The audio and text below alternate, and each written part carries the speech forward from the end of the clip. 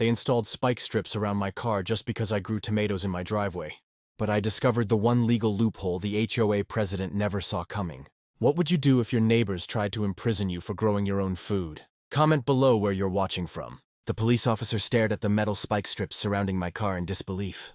And they did this because of vegetables? He asked, scratching his head. Tomatoes, officer. Started with tomatoes, I said, pointing to my driveway planters. Never thought growing food would make me a prisoner in my own home. It all began 3 months ago when I lost my accounting job.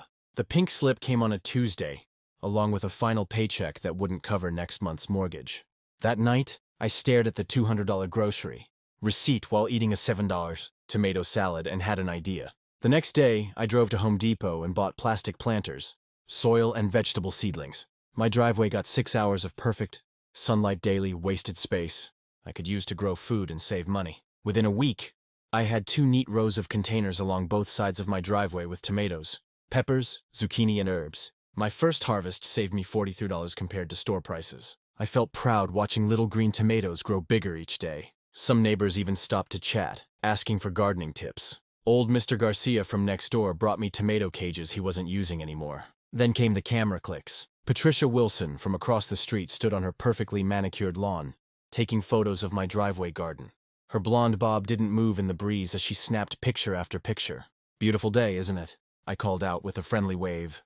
Patricia's smile was tight. Just documenting some concerns for the community meeting, she replied, turning sharply and walking away in her tennis whites. That evening, an email appeared in my inbox from Richard Thompson, president of Maple Creek Estates Homeowners Association. Attention homeowner at 476 Oakwood Drive. Residential properties must maintain aesthetic standards according to our community guidelines. Your driveway setup violates code. 15-3, please remedy within 7 days. I immediately opened our HOA handbook, flipping through all 43 pages twice. Nothing specifically prohibited container gardens anywhere on properties. Section 15.3 only mentioned keeping driveways clear of long-term storage items. These weren't storage items, they were actively growing food. The next morning, I found a handwritten note taped to my mailbox. Gardens belong in backyards, not where everyone has to see them. Concerned neighbor. The handwriting matched Patricia's flowing script from last year's Christmas card. When I took my trash out later, Patricia and Richard stood talking at the corner. Richard pointed toward my house, shaking his head. Patricia nodded eagerly. They both smiled when they saw me looking. 3 days later, a formal letter arrived, citing my agricultural activities as inconsistent with our community's residential character. The letter threatened a $100 daily fine starting next week. My stomach knotted as I calculated my dwindling savings. That night, I researched HOA laws until 2 a.m., learning about reasonable restrictions versus overreach. I printed the county's definition of landscaping, which specifically mentioned container gardening as permitted in residential zones. The next day, I walked the neighborhood taking photos of every rule violation. I could find holiday decorations, still up in April, unapproved lawn ornaments, basketball hoops, all technically against HOA rules but ignored. Only my garden seemed to matter. I drafted a response to Richard, citing county regulations and pointing out selective enforcement. I kept my tone polite but firm. Before sending it, I knocked on Mr. Garcia's door. They're targeting you because Patricia wants to win the neighborhood beautification award next month, he said, inviting me in for coffee. Her view from her front window includes your driveway. She's been complaining about eyesores to anyone who'll listen. But it's just vegetables, I said. I need to save money right now. Mr. Garcia nodded. Richard always sides with Patricia. Her husband plays golf with him every Sunday. He leaned forward. But they've made enemies. The Johnsons moved out last year, after being fined for their daughter's wheelchair ramp being the wrong shade of beige. I sent my response letter with copies of my research attached. 2 days of silence followed. Then early Saturday morning, the doorbell rang. Richard stood there in a polo shirt embroidered with the HOA logo. Patricia right behind him. We've received your response, Richard said, not quite meeting my eyes. The board has decided to schedule a special hearing about your situation. This isn't personal, Patricia added, though her tight smile suggested otherwise. We just care deeply about maintaining our community standards. Property values affect everyone. I noticed Patricia's phone partially hidden behind her purse, recording our conversation. I understand caring about our community, I said calmly. That's why I'm growing healthy food instead of letting my driveway sit empty. Nothing in our bylaws prohibits container gardens. Richard's face reddened. The board interprets the rules, not individual homeowners. The hearing is Tuesday at 7 p.m. As they walked away, I heard Patricia whisper, "I told you they wouldn't cooperate." That afternoon, I found 5 neighbors with notes on their doors about minor violations, all people who had stopped to admire my garden. Someone was sending a message. I stayed up late again researching my rights and discovered something that made me sit up straight. Our county had a little-known Grow Your Own initiative that protected home food production. Could this help me?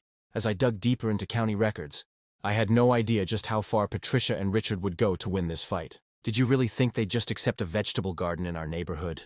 my sister asked over the phone. I was sending her videos of my destroyed planters.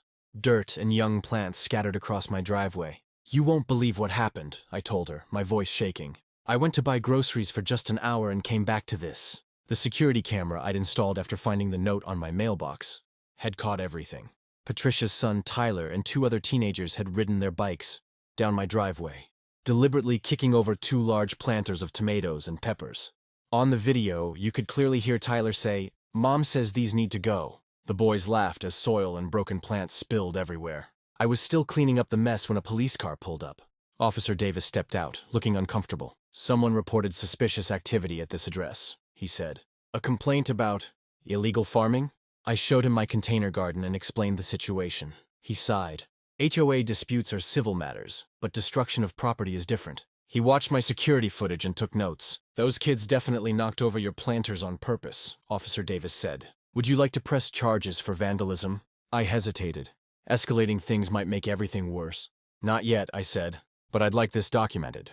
After he left, I walked across the street and rang Patricia's doorbell. She answered wearing gardening gloves, though her perfect lawn showed no signs of actual gardening. "I have video of Tyler destroying my plants," I said calmly. "Officer Davis has seen it too."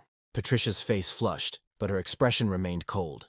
"Those plants are an eyesore and attracting pests to the neighborhood," she snapped. "The HOA board has already discussed your situation." "Destroying property isn't the answer," I replied. "And there are no pests. They're healthy plants in clean containers. This neighborhood had standards before you decided to turn your driveway into a farm," she said.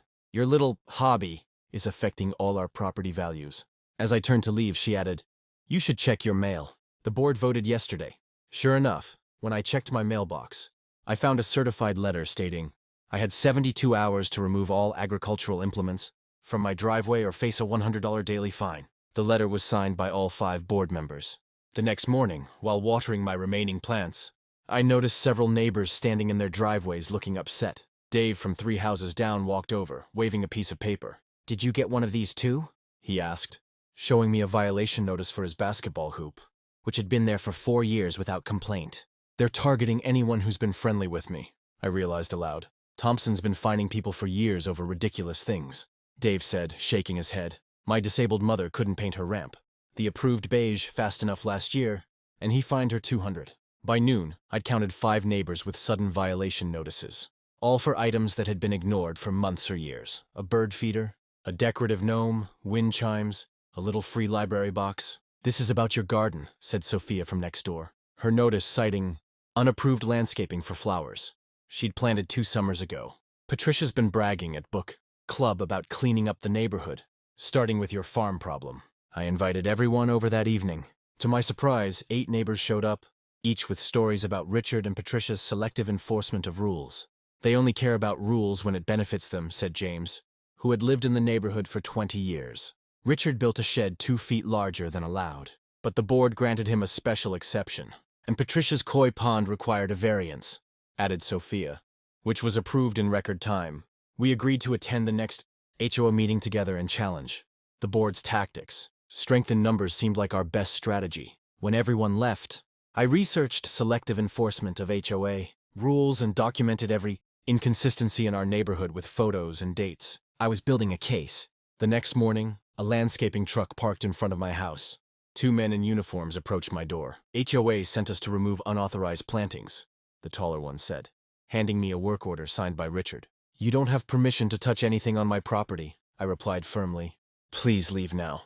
They looked at each other uncertainly. "We were told the homeowner had been notified," the second man said. "I've received notices, but I'm contesting them as selective enforcement," I explained.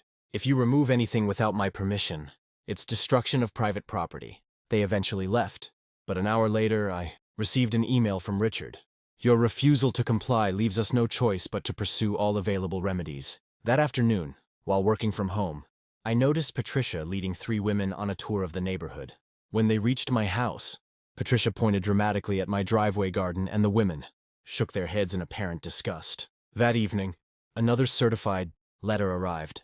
This time, a formal cease and desist threatening legal action if my agricultural activities weren't terminated within 48 hours. I called the county housing authority immediately and spoke with a clerk named Marcus. HOAs have power, but they're not above the law, Marcus explained. I suggest you check if your subdivision has any agricultural heritage protections in its original plan. Agricultural heritage? I asked. Many developments here were built on former farmland, Marcus explained. Some have special clauses protecting residents' rights to grow food, usually in the original covenants. I thanked him and immediately drove to the county records office, reaching it just before closing time. The clerk helped me locate my subdivision's original documents from 1992. Flipping through dusty pages, my heart raced when I found Section 8. In accordance with County Agricultural Heritage Protection Act, homeowners retain the right to cultivate food-producing plants on their property, provided such cultivation does not create hazardous conditions. I took photos of every page with my phone, my hands shaking with excitement. This could change everything. Returning home, I found my newly replanted containers had been doused with something that smelled like bleach.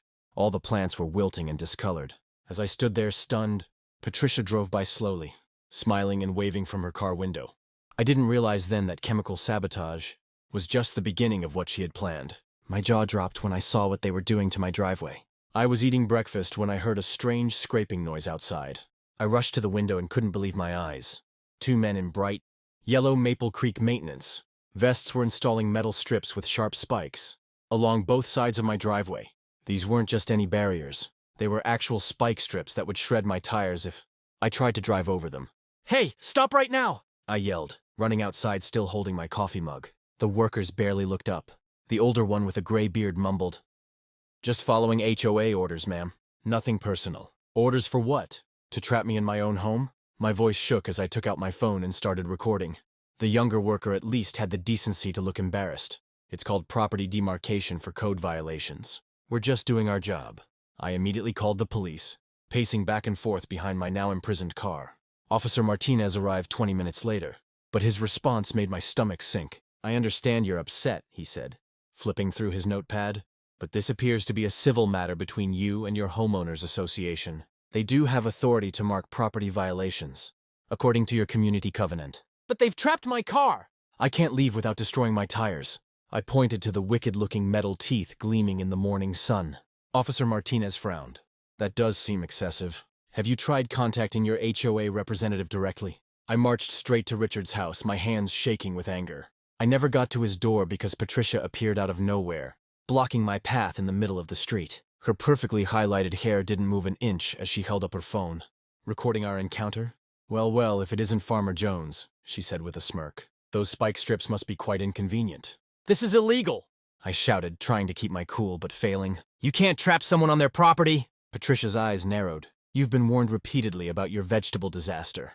The board voted unanimously last night." She waved a folder of papers. "Those unsightly planters violate 3 separate HOA codes and lower all our property values. My sister is a real estate agent, and she says houses on your street are already getting lower offers." "That's ridiculous," I said. "We're in a housing boom, and my planters are neat and well-maintained. Farms belong in the country, not in Maple Creek estates," she snapped. "Remove those plants and we'll remove the barriers. Simple as that." Richard appeared behind her, arms crossed. "We've had complaints from 7 different homeowners. This isn't personal. It's about maintaining standards." As they walked away, I heard Patricia laugh. Maybe she can grow enough to feed herself since she won't be able to drive to the grocery store. I felt trapped and desperate. My doctor's appointment was tomorrow, and I needed to pick up my mom from her physical therapy this afternoon. I called 5 different tire shops, but the spikes were designed to cause maximum damage. No temporary fix would work. That night, instead of crying, I got angry, and then got smart. I drove my riding lawnmower, carefully avoiding the spikes, to my neighbor Ellie's house and borrowed her car. Then I headed downtown to the county records office, which stayed open late on Wednesdays. The clerk looked bored as I requested the original subdivision plans and covenants for Maple Creek Estates. Property dispute? She asked, not looking up. You could say that, I replied. 3 hours later, surrounded by dusty documents and property maps. I found it, the single piece of information. The HOA had either overlooked or deliberately hidden. My hands trembled as I made copies, my mind racing with possibilities. This wasn't just a way out of my current situation. This could change everything about how our neighborhood was run.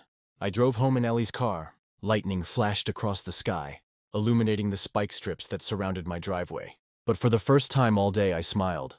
Richard and Patricia had no idea what was coming their way. They installed what around your driveway? Sarah Jenkins nearly spat out her coffee when I showed her the photos of the spike strips. I'd called her first thing in the morning. She was the best property rights lawyer in the county, and I'd found her number on a community board at the records office. Spike strips. Like the police used to stop criminals, I explained, sliding the manila folder of documents across her desk. They're basically holding me hostage until I remove my vegetable garden. Sarah adjusted her glasses and examined the papers I'd found. After 10 minutes of silent reading, she started laughing. Not a small chuckle, but a full-blown laugh that made her assistant peek in to see what was happening. In 15 years of practicing HOA law, I've never seen a board make such a massive mistake, she said, tapping the oldest document in the pile. Your entire subdivision was built on land designated under the County Agricultural Heritage Protection Act of 1998. It was originally the Henderson family farm, and when they sold it to developers, they included a special covenant. She pointed to a paragraph written in dense legal language. This says all homeowners retain the explicit right to grow food on their property, and that right shall not be infringed by any future homeowners association or governing body. This can't be overridden by HOA bylaws they created later. My heart pounded with hope. So my garden is completely legal? More than legal, it's specially protected, Sarah said, already typing on her computer. And those spike strips? That's unlawful detention, possibly even criminal. We're filing an emergency injunction right now. By noon, the paperwork was submitted to the county court. Sarah suggested I document everything, so I posted a single photo of the spike strips on my neighborhood social media group with a simple caption. Is this how HOAs should solve disputes about vegetable gardens? The post exploded. By 3 o'clock, a reporter from Channel 7 News knocked on my door, followed by 2 more news vans. My phone buzzed constantly with messages from neighbors I'd never even met, sharing their own HOA horror stories. We're live at Maple Creek Estates, where a homeowner claims the HOA installed dangerous spike strips around her car, all because she grew tomatoes in decorative planters. The reporter announced into the camera on my front lawn. I was explaining the situation when a black SUV screeched to a halt across the street. Patricia practically flew out the passenger door, with Richard right behind her, both looking like they'd swallowed lemons. Turn those cameras off, Richard shouted, storming across my lawn. This is a private neighborhood matter. The reporter, sensing drama, signaled her cameraman to keep rolling. Mr. Thompson, as HOA president, did you authorize the installation of these tire-puncturing devices? Patricia pushed in front of the microphone. This is completely one-sided. She's violated multiple community standards with that eyesore. She pointed dramatically at my neat row of planter boxes, where cherry tomatoes ripened in the sun. Those eyesores help feed my family, I said calmly, knowing my composed response would contrast with their anger. And nothing in the HOA guidelines prohibits container gardens. The cameras followed as Patricia and Richard retreated, then marched up my walkway once the news crew left for their next appointment. Patricia's perfectly manicured nail jabbed toward my face. You're making us look like monsters on social media, she hissed, her face flushed. You installed spike strips around my car, I reminded her evenly. How would you describe that? Richard stepped forward, lowering his voice to sound reasonable. Look, we can resolve this quietly. Remove your garden, we'll remove the strips, and forget the violations. No lawyers, no media circus. I took a deep breath and pulled out the copies Sarah had prepared. I have a counteroffer, I replied, handing them the agricultural heritage documents. Remove the strips immediately, or I continue with my lawsuit, which now includes false imprisonment, harassment, and violation of protected agricultural rights. Their faces transformed as they read, first confusion, then disbelief, and finally, the dawning realization of their massive mistake. But instead of backing down, Richard's face hardened. He snatched the papers and tore them in half. We'll see what our lawyers say about your little farm loophole. The HOA has a $300,000 legal defense fund, and we're not afraid to use it. Do you have that kind of money? As they stormed off, my phone buzzed with a text from Sarah. Judge Watkins is reviewing our emergency motion right now. Stay strong. I tried to focus on watering my plants that evening, but worry gnawed at me. What if the judge sided with the HOA? What if Richard was right about their legal fund outlasting my savings? At 2:17 a.m., my security camera's alert woke me up. The motion-activated floodlights revealed a figure hunched by my garden. Patricia's husband, Tom, wearing a dark hoodie despite the warm night, garden shears glinting in his hands. On my phone screen, I watched in disbelief as he systematically cut through every irrigation line connecting my self-watering system, then slashed the soil bags I'd stored for next season. I called the police immediately, and this time they took it seriously. Officer Martinez arrived within minutes, catching Tom still on my property. The look of shock on his face when the police car lights flashed was something I'll never forget. Mrs. Walker claims you've been harassing her, and now we find you vandalizing her property at 2 a.m., Officer Martinez said, making notes as Tom stammered excuses. My husband was just checking for, rats around her garden, Patricia insisted, having rushed over in her silk bathrobe. Those vegetable plants attract vermin. Officer Martinez picked up the garden shears. With these, ma'am, we have the whole incident on security video. As Tom was escorted to the police car for questioning, I noticed several neighbors watching from their windows. Dave from down the street gave me a thumbs up. Ellie waved encouragingly. For the first time, I realized I wasn't fighting this battle alone anymore. My phone chimed with an email from Sarah. Emergency hearings scheduled for 9 a.m. tomorrow. We've got them cornered. As dawn broke over my imprisoned car and damaged garden, I felt strangely calm. The HOA had seriously underestimated who they were dealing with. Tomorrow would change everything. Not just for me, but for our entire community. The courtroom fell silent as Judge Watkins entered, her stern expression giving nothing away. My stomach twisted into knots when I spotted Richard and Patricia sitting confidently with their attorney, a sleek man in an expensive suit who kept whispering in Richard's ear. They had 3 people on their side of the room. I was surprised to see over 20 of my neighbors had shown up to support me, filling the benches behind Sarah and me. Before we begin, Judge Watkins said, adjusting her glasses, I want to make something very clear. I reviewed the evidence until midnight, and I am deeply troubled by what I've seen. Richard's attorney stood up smoothly. Your Honor, if I may? You may not, Judge Watkins cut him off. Mr. Parker, I've read your brief. Now I want to see these spike strips for myself. The courtroom screens lit up with my photos and video. Several people gasped at the images of the metal teeth surrounding my driveway. Mr. Thompson, the judge addressed Richard directly. As HOA president, did you authorize these devices to be installed? Richard stood, straightening his tie. Yes, Your Honor, but they were simply property markers to indicate a violation zone, not meant to. They are designed to puncture tires, Judge Watkins interrupted. The maintenance company's invoice specifically lists them as vehicle deterrent spike systems. Did you or did you not intend to prevent Ms. Walker from using her vehicle? When Richard hesitated, Patricia jumped up. She was breaking the rules. We gave her multiple warnings about that garden. The judge's gavel banged sharply. Mrs. Davis, you are not recognized to speak. Please sit down. Sarah presented the agricultural heritage documents next, explaining how they predated and superseded any HOA regulations.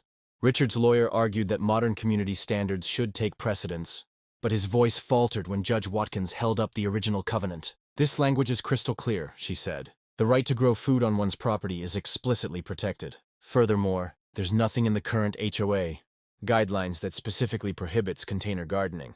Then came the security footage from last night. Tom Davis, cutting my irrigation lines at 2:17 a.m. Patricia's face turned crimson as her husband's actions played on the screens. Mr. Davis has already been charged with criminal vandalism, Officer Martinez testified. He admitted Mrs. Davis asked him to do something about the garden situation. After just 40 minutes of arguments, Judge Watkins delivered her ruling. The court finds in favor of the plaintiff, she announced. The Maple Creek Estates HOA actions constitute unlawful detainment, harassment, and violation of protected property rights. Her voice hardened. Installing physical barriers, preventing a homeowner from using their vehicle is particularly troubling. This court doesn't look kindly on vigilante enforcement tactics. My eyes filled with tears as she continued. The HOA is ordered to remove the spike strips immediately.